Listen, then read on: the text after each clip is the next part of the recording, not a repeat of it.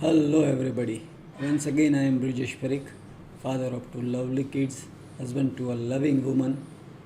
I am an edupreneur now turned into a WAL coach, and I am on a mission to help 1 lakh family to live a financially very free life and achieve financial freedom during their life. अभी ये पिछले 3-4 सालों से मैं ये देख रहा हूँ, एक नया ट्रेंड शुरू हुआ है। फेसबुक पे इन्वेस्टमेंट्स और म्यूचुअल फंड्स के ग्रुप क्रिएट जाते हैं और लोग वहाँ पे जाके अपने इन्वेस्टमेंट और म्यूचुअल फंड स्कीम्स रिलेटेड अपनी क्वेरीज डालते हैं। आप देख सकते हैं, मैंने स्क्रीन पे ऐसी एक क्वेरी शेयर की है कि 10 लाख मुझे इन्वेस्ट करने अपने डॉटर के फ्यूचर के लिए। सो वर्ड इज़ फ्यूचर, ये भी क्लियर नहीं है कि एजुकेशन के लिए चाहिए या मैरिज के लिए चाहिए। So not clarity on that. Time horizon पता है उनको 15 साल है। एक्सपेक्ट कर रहे हैं कि 15 साल में उनको 10 लाख के 10 गुना करने हैं, मतलब 1 करोड़ इकट्ठा करने हैं, और वो पूछ रहे हैं कि क्या इन्वेस्टमेंट करनी चाहिए, राइट। इसी तरीके से इस तरीके के क्वेश्चन मैं देखता रहता हूँ। मुझे इन्वेस्ट शुरू करना है, मेरी इतनी मैं इतनी दर में इन्वेस्ट कर सकता हूँ, मुझे बेस्ट फंड बताइए, या तो परफेक्ट म्यूचुअल फंड पोर्टफोलियो क्या रहेगा। सो let me tell you that thing, there is no such things such as best funds or perfect mutual fund portfolio, and nothing like one size fits all in mutual funds, right। ये कभी होता नहीं है। जब ये question पूछते हैं ना, तो मुझे बहुत ही आई फील वेरी बैड। क्यों? क्योंकि आपको अगर पेट में सीवियर स्टमक पेन है आपको, तो आप फेसबुक पे पूछते हो कि मुझे सीवियर स्टमक पेन है तो मैं कौन सा मेडिसिन लूँ? नहीं पूछते हो ना। क्यों नहीं पूछते हो? आप कहाँ जाओगे अगर सीवियर स्टमक पेन है? तो आप प्रोफेशनल मेडिकल डॉक्टर के पास जाओगे। So when it comes to health, आप प्रोफेशनल के पास जाते हो, but when it comes to wealth, जिसका भी हेल्थ के बाद लाइफ में आपका सबसे बड़ा जिसका इम्पैक्ट रहता है, अगर अच्छा वेल्थ है तो आपका अच्छा लाइफ जाएगा, अगर नहीं वेल्थ है तो आपका बुरा लाइफ जाएगा। तो जो सेकंड मोस्ट इम्पोर्टेंट पैरामीटर आता है अपनी लाइफ में, उसके लिए आप किसी भी ओपिनियन को फॉलो करोगे। क्योंकि यहाँ पे क्या होगा मुझे पता है, आप भी सोच सकते हो उसको, कि जो भी मेजर ओपिनियन आएंगे, जिस स्कीम के लिए मेजर ओपिनियन आएंगे, and then you will feel that कि वो अच्छा होना चाहिए तभी ज़्यादा लोग ले रहे हैं, and you will go into that scheme. So wealth इस तरीके से, या तो फाइनेंशियल मैनेजमेंट इस तरीके से नहीं होता चाहिए। सो आज हम बात करने वाले हैं कि हाउ यू आप अपनी खुद की म्यूचुअल फंड पोर्टफोलियो कैसे स्क्रैच से बिल्ड करें, उसके बारे में हम बात करेंगे। सो देयर आर 3 स्टेप्स जो आपको फॉलो करने चाहिए। Step 1, decide your financial goals, मतलब आप जो इन्वेस्ट करना चाहते हैं वो किस गोल को मीटअप करने के लिए करना चाहते हैं, वो आप पहले तय करो। फिर स्टेप 2 में आप उसी गोल्स के लिए ये क्वेश्चंस के आंसर इकट्ठा करो। How much money you need for your goal, present cost में कब चाहिए आपको, मतलब कितने टाइम बाद चाहिए आपको, एंड देन आप उसके लिए इन्फ्लेशन क्या एक्सपेक्ट करते हो उस गोल की, और साथ में आपकी रिटर्न्स क्या टारगेट करनी चाहिए, राइट। सो आपको रिटर्न के टाइम पे ये भी सोचना होगा कि आपकी रिटर्न है वो एटलीस्ट पॉजिटिव होनी चाहिए, या तो नेगेटिव तो नहीं होनी चाहिए, रियल रिटर्न, राइट। सो अभी रियल रिटर्न कैसे आप तय करोगे? तो आपकी जो पोर्टफोलियो आप जो इन्वेस्ट कर रहे हो उसकी जो एग्रीगेट जो रिटर्न आती है, उस रिटर्न में से आप इन्फ्लेशन निकाल लो। जो भी आप गोल के लिए इन्वेस्ट कर रहे हो उसकी इन्फ्लेशन निकाल लो, उसकी टैक्स निकाल लो, और उसके बाद जो रिटर्न आती है उसको रियल रिटर्न बोला जाता है। Let me share with one example. अगर एक पोर्टफोलियो आपको 11% रिटर्न दे रहा है और उसमें टैक्स आपकी 10% है, मतलब 1.1% would go towards the tax. So 11 minus 1.1 would be 9.9% वो रिटर्न आ गया। और अगर आपकी इन्फ्लेशन 8 है, उस गोल की इन्फ्लेशन आपकी 8% है, तो 9.9 माइनस 8 मतलब उस पोर्टफोलियो की रिटर्न आपकी हो गई 1.9 पॉजिटिव, राइट। सो इस तरीके से आपको ये देखना है कि आपके रियल रिटर्न पॉजिटिव हो, राइट। ये आपको तय करना है। स्टेप 3, आपकी जो आगे 2 स्टेप में जो इन्फॉर्मेशन आपने इकट्ठा की है उसके इनपुट लेते हुए आपको म्यूचुअल फंड की स्कीम सिलेक्ट करनी चाहिए, right.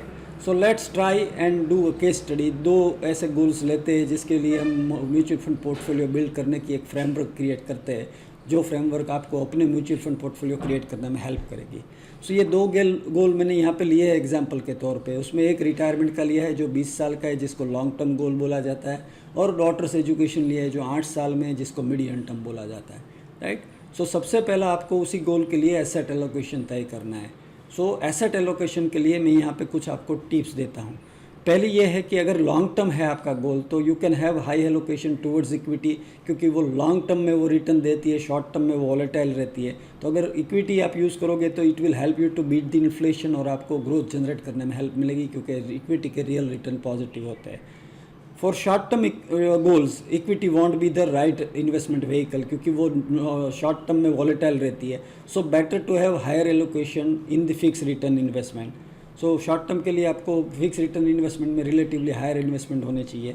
And you need to consider your risk appetite. By risk appetite I mean that अगर आपकी इन्वेस्टमेंट शॉर्ट टर्म के लिए इन्वेस्टमेंट नेगेटिव हो रही है या गिर चुकी है, तो अगर आपको रात की नींद खराब होती है तो आपको इक्विटी ज़्यादा नहीं लेनी चाहिए, राइट, क्योंकि वो वॉलेटाइल है. उसमें ऐसे फेजेस भी आएंगे जहाँ पे आपकी रिटर्न नेगेटिव मिलेगी आपको. इनिशियली तो डेफिनेटली मिलेगी, आगे जाके ये हो सकता है कि आपकी रिटर्न में गिरावट हो, बट इनिशियली अगर मार्केट गिरता है, आपने इन्वेस्ट किया और मार्केट गिरता है, तो आपको शॉर्ट टर्म के लिए नेगेटिव रिटर्न से जीना सीखना चाहिए. अगर ये आप नहीं कर पाते हो तो आपको इक्विटी कम लेना चाहिए. So you need to consider your risk appetite as well, right.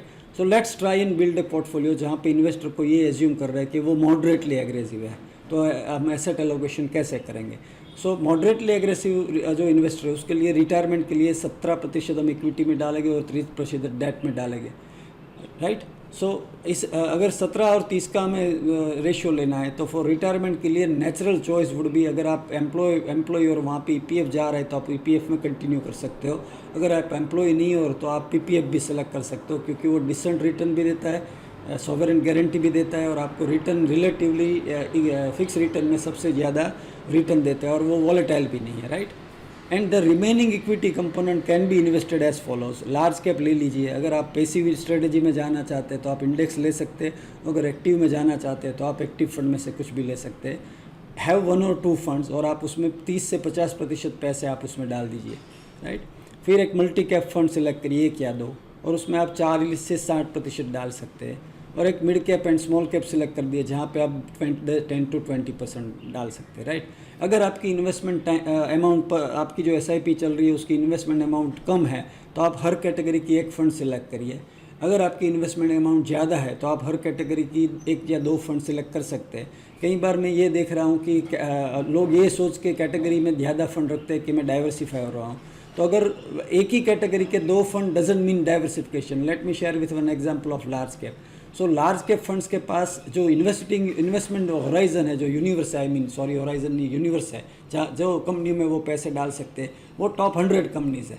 सो इसका मतलब ये होगा कि सारे लार्ज कैप फंड की 80 से 90% जो इन्वेस्टमेंट होगी वो सिमिलर कंपनीज़ में होगी. So there is no diversification advantage so far as having 2 schemes from the one category, right? So keep that thing in mind. अगर आपके पास ज़्यादा है तो आप एक थोड़ा फंड हाउसेस डाइवर्सिफिकेशन देख सकते हैं, बट दैट इज़ ऑल्सो, मेरे ओपिनियन में तो वो एक साइकोलॉजिकल आपको एडवांटेज है, ज़्यादा रियल एडवांटेज वहाँ पे नहीं है, राइट. तो ये हो गया रिटायरमेंट के लिए. अभी डॉटर के लिए प्लान करते हैं, वो मीडियम टर्म गोल है, तो उसमें 50% इक्विटी में डालते हैं और 50% डेट में डालते हैं, राइट. सो डेट के लिए बात करें, मतलब कि फिक्स रिटर्न के लिए बात करें, तो ये मीडियम टर्म गोल होने की वजह से पीएफ या पीपीएफ इररिलेवेंट हो जाएगा, क्योंकि वो लॉक इन पीरियड लेके आ रहे हैं और हमें पैसे पहले उसमें से विड्रॉ करने पड़ेंगे, राइट.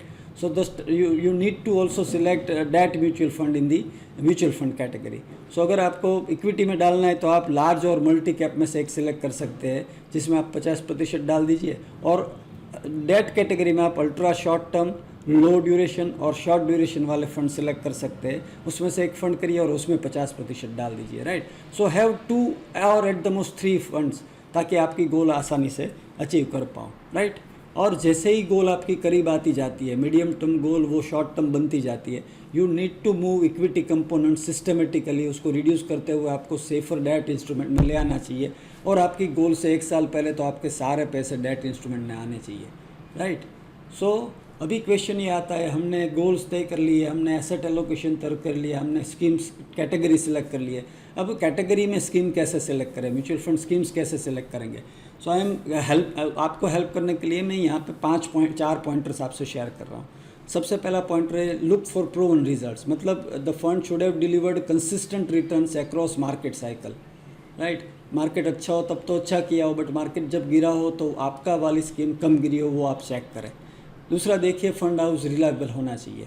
तीसरा, आपका जो फंड है वो कैटेगरी, मतलब अगर लार्ज कैप है तो लार्ज कैप के सारे फंड की एवरेज और अपनी लार्ज कैप इंडेक्स जो इंडेक्स होती है उसकी बेंचमार्क, ये दोनों से आपका फंड अच्छा करना चाहिए.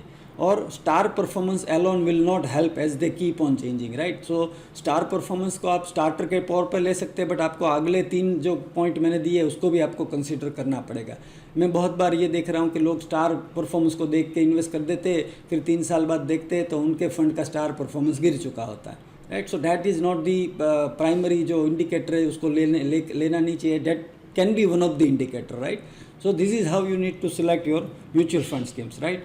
सो ये मैंने छोटी सी वीडियो आपसे शेयर की कि आप अपनी खुद की म्यूचुअल फंड पोर्टफोलियो कैसे क्रिएट करें, ताकि आपको पब्लिक डोमेन में जाके इस तरीके के क्वेश्चन पूछ के आपको मिसगाइड जो कर वाली इन्फॉर्मेशन मिलती है जो आपके लिए राइट नहीं है, right. I am not saying वहाँ पे जो इन्फॉर्मेशन आपको दे रहे वो उनके हिसाब से उनकी एक्सपीरियंस उनके लिए सही है, but there is as I shared in the start कि वन साइज फिट्स ऑल जैसी कुछ म्यूचुअल फंड स्कीम्स होती ही नहीं है, राइट।